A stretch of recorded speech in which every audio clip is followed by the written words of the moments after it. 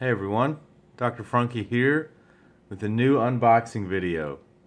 As you've seen maybe on my Instagram, you know I like to pair up some of my knives with some of these lights here. I like to do the green Curtis F3 with the green jet beam, the brown and gold 0392 with the brass Olight S1 baton.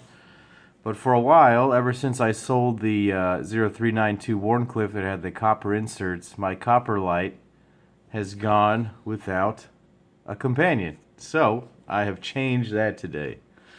And I've got a little package here from our friends over at Going Gear over in Smyrna, Georgia. You should check out their stuff online and their site. Great store, but as a lot of people know, Marshall over there is obsessed with copper items. In fact, he's the one that commissioned these copper lights, and they had these exclusive brass lights on their site as well. So he likes those metals. I'm going to go ahead and get some of this out of the way here, but I just kind of wanted to give you an idea of what's going on. I'm going to move this stuff over here. You're going to get to see one of these guys in action. I'll go ahead and open this box up using the Curtis. Okay, so I ordered this just the other day because it is a new limited run exclusive to Going Gear. Let's go ahead and get this going. A lot of people joke that we buy these knives simply to open the box of the next knife, and that's pretty much true. So I'm gonna open this up here, see what we got going. Got a little receipt there, some packaging, bubbles. Alright. Well, if you read the title of the video, you already know what we're getting into here, but this is my first time seeing it. I wanted to share that with all of you guys. Clear all this off. So we've got a knife from Southern Grind. This is Zach Brown's brand of knives. He has a band called the Zach Brown Band, and he makes these things in his factory over in Georgia. This is an exclusive edition, though, with the copper handles, and so this was a little bit of a departure from the regular Spider Monkey, which is a really nice looking knife and something that I had considered for a long time. But I didn't pick it up in its carbon fiber form, which is its stock form, just because it didn't quite have that sort of specialness that I was looking for.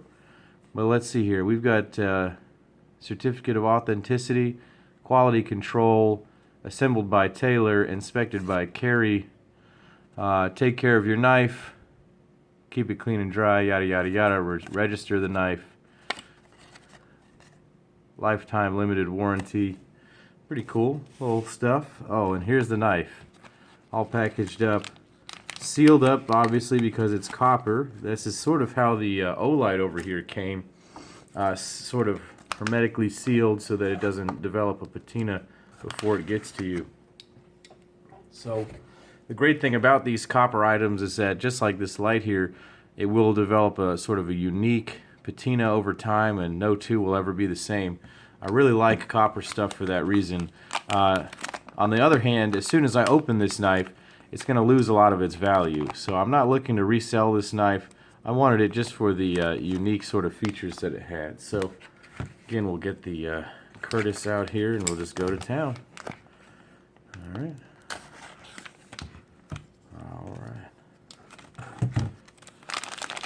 Oh, and there it is, in all its copper glory. So, the Southern Grind Spider Monkey. This is their smaller, more EDC friendly knife. They have the Bad Monkey, that's about a 4-inch blade.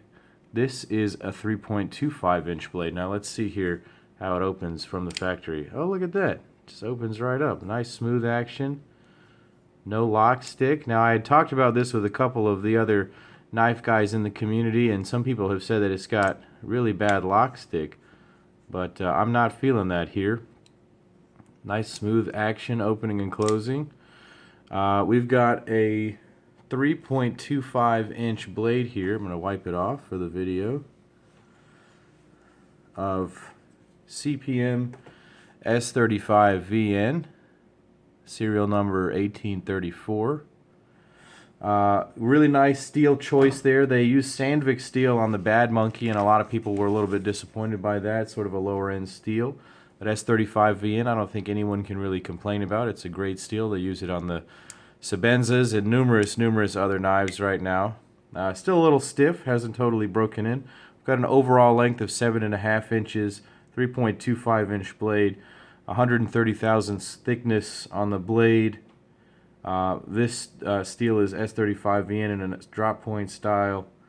The handle is 4.25 inches, the thickness is 0.51 inches, and this material is copper. Now, the original Spider Monkey came in at about 3.2 ounces, so very light knife for its size, but this one, obviously being in copper, is going to weigh something a bit different. So let's go ahead and throw that on the scale here and get a definitive answer for how heavy the copper version is.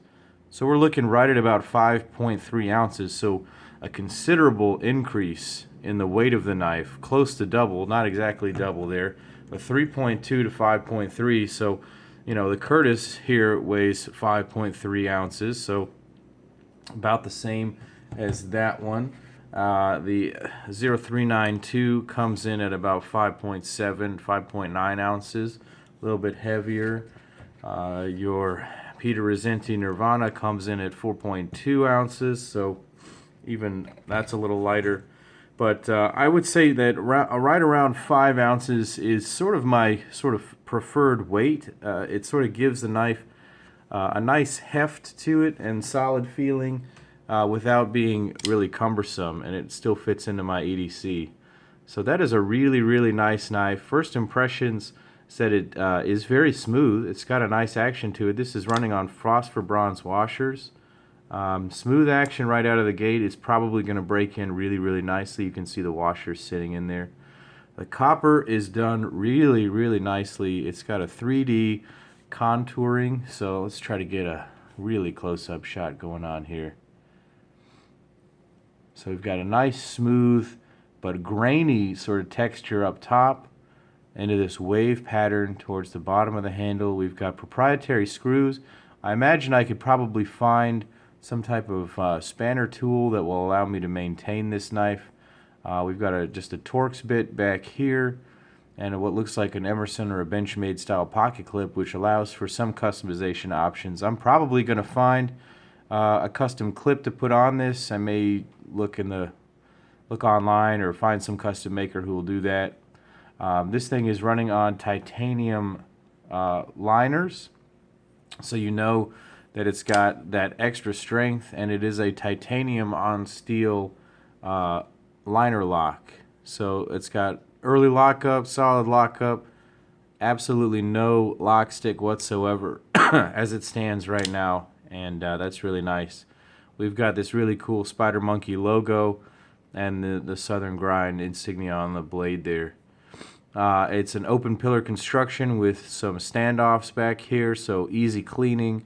These liners are not milled in any significant way. I'm seeing two little spots that are milled out there, but they probably could have milled it out a little bit more to really achieve a nice lightness. In the hand, I have a large hand, and it's looking like it's fitting in there pretty nicely. I really enjoy about the 3.25 to 3.75 inch blade lengths. They tend to fit my hands really well, but this one is going to come in at about the same size as the Curtis over here, and I have really been enjoying carrying this knife. It's a very EDC friendly size.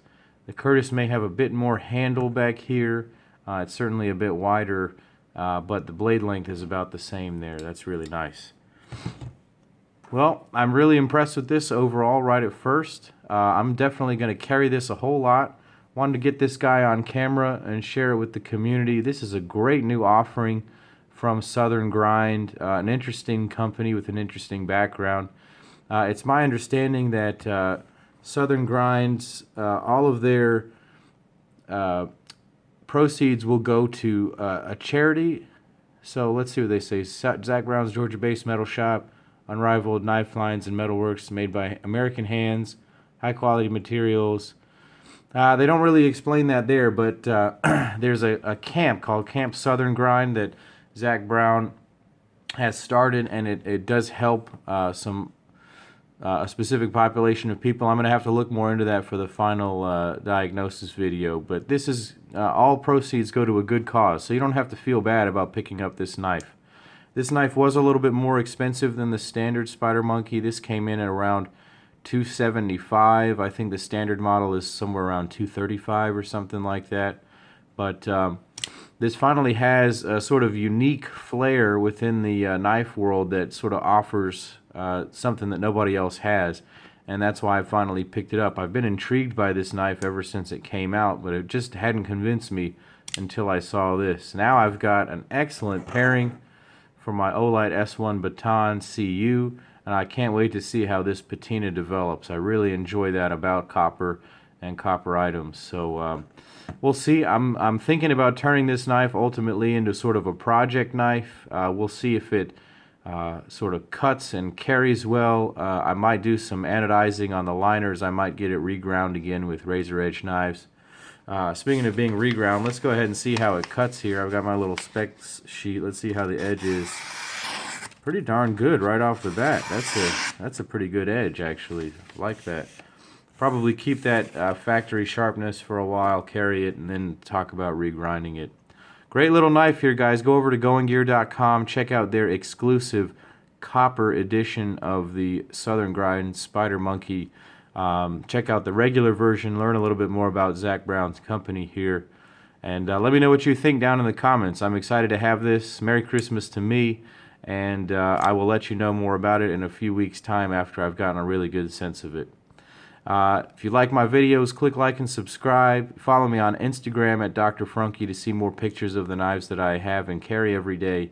And as always, guys, this is Dr. Frunkey saying take care.